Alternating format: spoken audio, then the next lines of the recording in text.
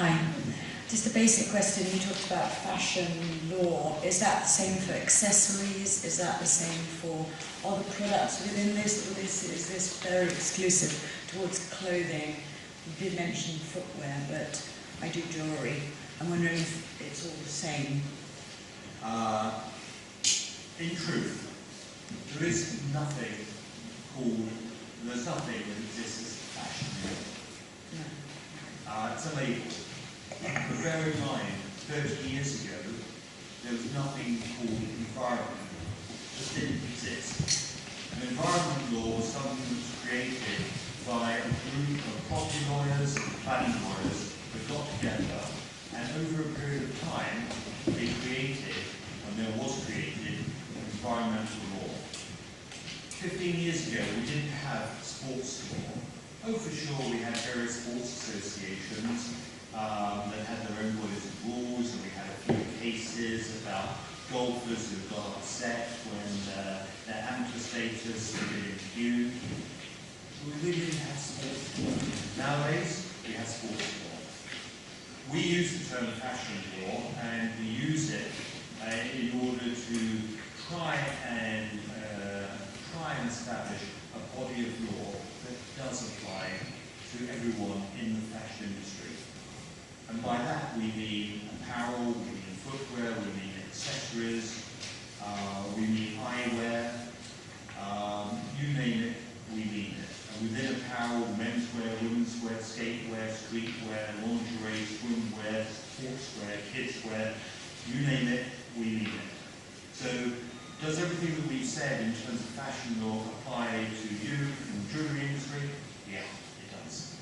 And we're not seeking to distinguish the cases that exist, and there are more cases coming to the fore. They will apply equally. There won't be, in my view, a judge that says, well, because we're dealing with boots today, I can't apply that to jackets tomorrow. It just won't happen. I mean, the regulations which we talked about at length today, they only talk about their application being to certain goods. So it doesn't actually specifically say certain types of products, it's just goods. And in this country it's pretty clear that services are excluded. So, I mean, there are a whole host of things which there have been cases around, which not just limited to the fashion industry.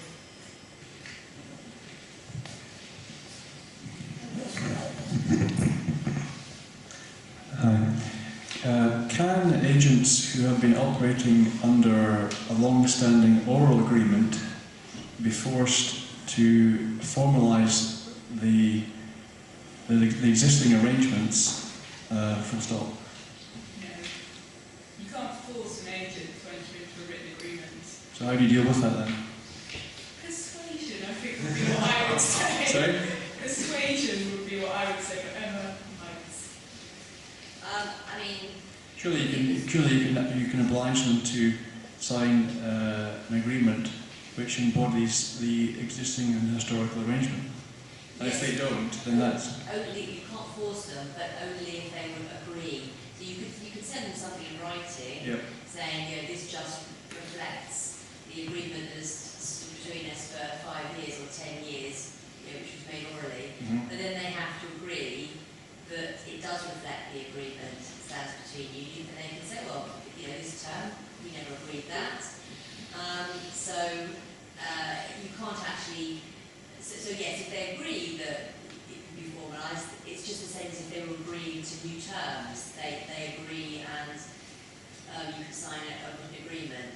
But if they don't So if you sent something to them laying down what the agreement terms were, you'd be able to rely on that potentially as evidence? Those were the terms? I would say that it would be good persuasive evidence if you could actually show that you were operating under those terms.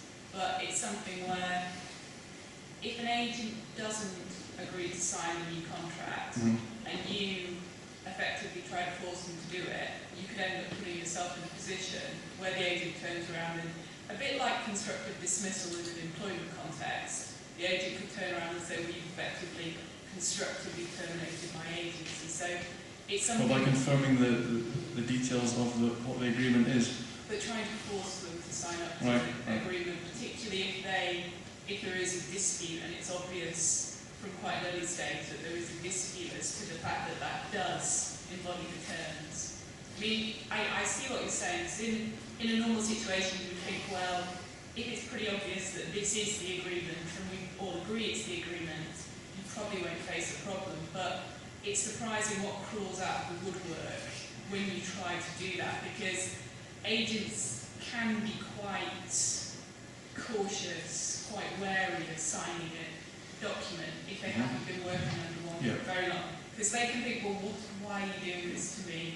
What do you want to achieve by getting me to sign this now? So it's something where you have to play it carefully, know the agent you're dealing with, and I think, as I said, you can't really go much further than kind of trying to persuade them, maybe trying to put something in there which is good for them, in order to get them sign up to something that may not be good for them in the long term. Can I possibly ask a supplementary question? Before you do, let me say that I agree with almost everything that Emma and Rachel have said. Certainly, you have to be very wary about forcing the agent into something that the agent doesn't want to be forced into. And the ability to force that agent to do it may be the equivalent of trying to persuade a cat to go in a particular direction. If a cat doesn't want to go in a particular direction, you may end up getting scratched or worse. Having said that, it is an issue which has arisen on many occasions over the years. It's an issue that we're very familiar with, and there may be certain ways, certain means where you can improve the position from where you're starting from. Because at the moment, the chances are that if there were to be a row between, for example, you or agent or agents, you might have one view as to what your agreement is, and they might have a different view. So there are various ways where you can improve your position. But that I'm certain. Can we guarantee you get there? No. Can we try and help you? Yeah, we can. And as I say, we've been there on many occasions. One particular situation which sticks in my mind, we were acting for a company in Essex. They had, I think, 12, 13 agents. They wanted to put a new agency agreement in place, and we drafted it. So far, so good. I went down to see the client some years ago, after I had sent them the new agreement. The finance director gave me a very hard time. He told me that of the 13 agents, only 2 had signed up. He was furious. What he didn't tell me is that, and I found this out later, was that the 2 who signed up represented about 70%, 75% of the exposure of his company to claims for compensation, to claims for indemnity. I can't remember which it was at the time. So by signing up 2 out of the 13, we had actually slashed his exposure considerably, 75% of the business. And the reason he gave me a hard time? Because he was softening me up when it came to the issue of discussing fees. You had a supplement. Yeah, you were talking about jurisdiction. In circumstances where the principal is a registered limited company in Scotland and the agents are in England, will the same legal considerations apply, the same jurisdiction apply as per the EU regulations being incorporated into UK law? Is it a case of UK law? Or are you better to specify that English common law would apply or Scots law in an agency agreement? Good question. The regulations that we've spoken about apply in England, Wales and Scotland. Northern Ireland has its own regulations, although there are about 2 words different between those that operate within the rest of the UK. If you say nothing in your situation, it will be English law and English courts. Certainly, if you say nothing about jurisdiction and also about the governing law, a lot of the time what will be deemed to be the governing law or the jurisdiction will be all about where the contract is being performed. So where the agent is conducting its activities. That's all the UK law. Sorry? If that's geographically the whole of the UK. The UK has has its own special jurisdiction rules split between Scotland, England and Northern Ireland, but the same, I haven't looked at them for a while, but my understanding is that it's the same thing, it's tied to where the activities are taking place. If you haven't specified where you want to be, what law you want to apply. And then it will be where do most of the activities take place. Sorry? Most of the activities take place. Right. In a situation where the agent is operating over the entirety. Okay, thank you. Right, you have it. Hi. How does the law deal with, when it comes to territorial exclusivity online? Because territorial exclusivity, if I have an agreement with a distributor in Australia, and then I have an account with a UK-based online business that sells to Australia, how does in this case, the English law or UK law deal with that? Because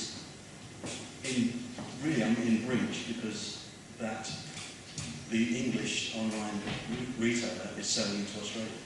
Which goes to the point I was making about what has been granted to, in your case, the Australian distributor.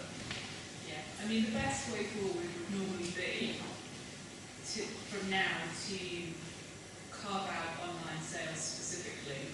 However, when you're dealing with an older contract, obviously older contracts never really talked about this kind of sales, and online's obviously grown massively over the past few years. I mean, something that we look at, you've always got to look at the specific wording of the contract that you have, but it depends on the terms of the grant, because what you may have done is effectively granted an exclusivity to customers, but not necessarily the consumer being the man on the street. Okay, we will take a couple more questions, and then I think you should beard our speakers privately, and we still have Just maybe a stupid question, how to find out geographical area? Just to ask them, or how to find out agent's geographical area or distributor geographical area?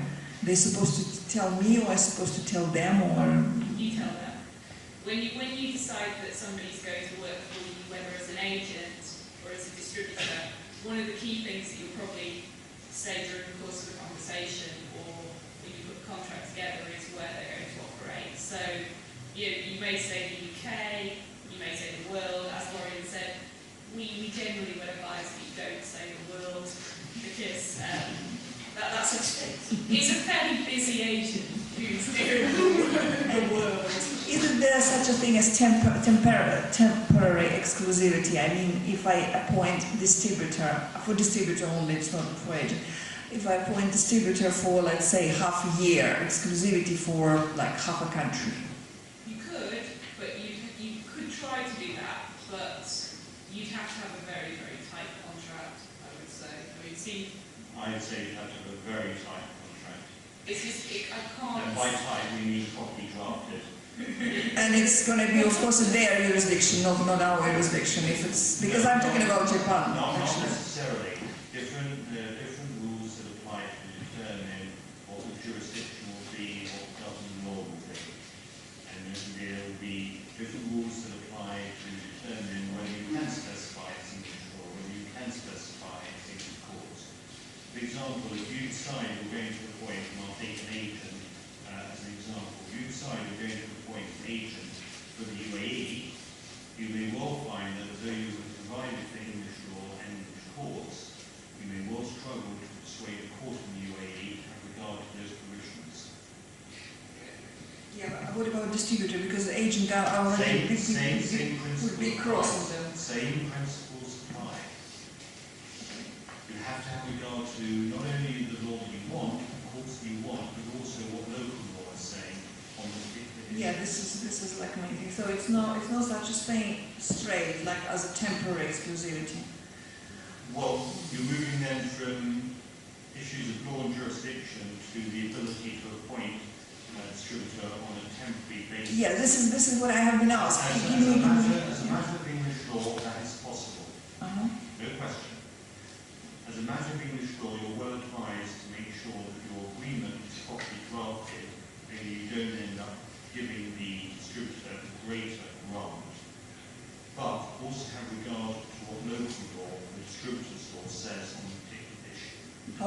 law.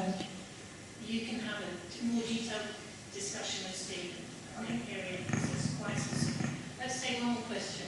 Thank you. Just to follow up on that, do the regulations actually preclude the use of fixed-term contracts, not so much probationary ones, but fixed-term? Because Not at all. so it would be perfectly possible to have as a long-stop provision a fixed term, so that just purely through the inflection of time you could get to a point where, for no cause, the contract would terminate, and you can decide both to go forward into a next cycle. And that would seem to be a good safety net.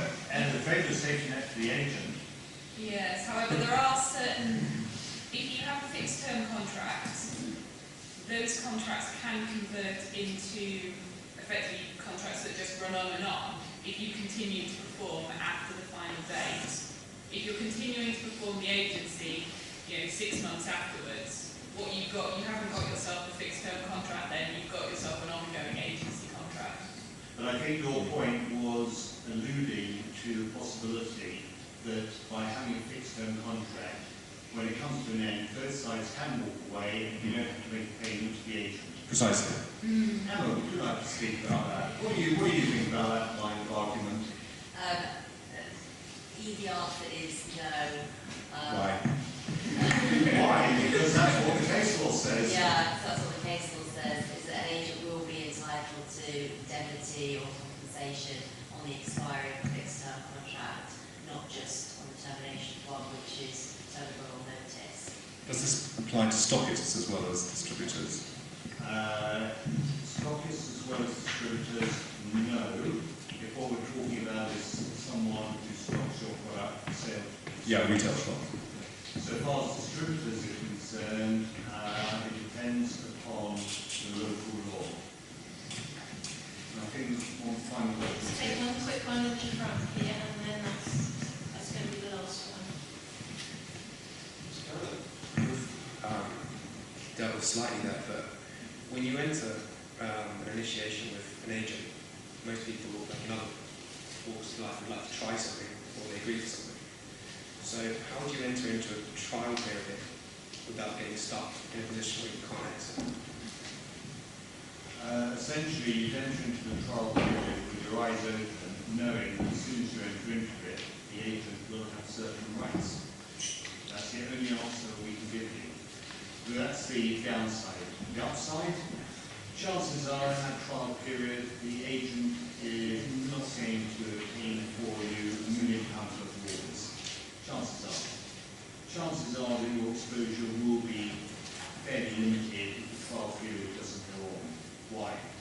Because if the trial period doesn't go on, either you or the agent decided that you're not right for each other or the product is not for the marketplace. It's when, said, you go on after that, then things can get very interesting indeed. Well, so far away from something.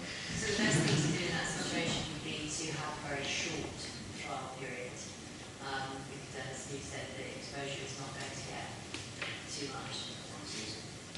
Yeah, one season touch and probably give it a go.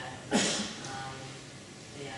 But you need to make sure, if you're going to enter into a short period, that you really have diarised for yourself when that's coming to an end, so that you basically bring it to a close at the date that you said you would. Sorry, can I just ask? If you do a trial period, all of your examples of presuppose the agent actually sells something. What happens if the agent actually doesn't sell anything? Is that therefore they can't claim any compensation whatsoever?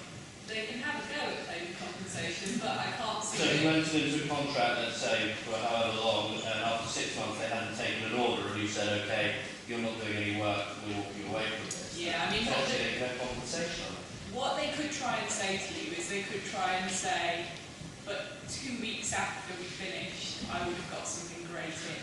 But, I mean, they can have a go, but I agree with you, it's not very attractive, Right. when you look at it. But I think the other point, the more practical point, is you've got to persuade someone to sign up to that as well. I mean, some agents may not want to do that, full stop. They may say, well, we find that a lot of agents have said to us that the time where they invest the most money and spend in taking on a new brand is the first 12 months. It's the beginning of the agency. They have to put time and effort in. And it takes time to get orders in because you have to go and see people, you have to get them interested and excited about the product. So it may be that if you're saying to someone, I want to take you on for 6 months, they just turn around and say, I can do nothing in that period except spend money on you, and then I could never see it back. So I think legally it could be a sensible thing to do, but practically you may find yourself touting around to various agents who just keep on saying no, no, no.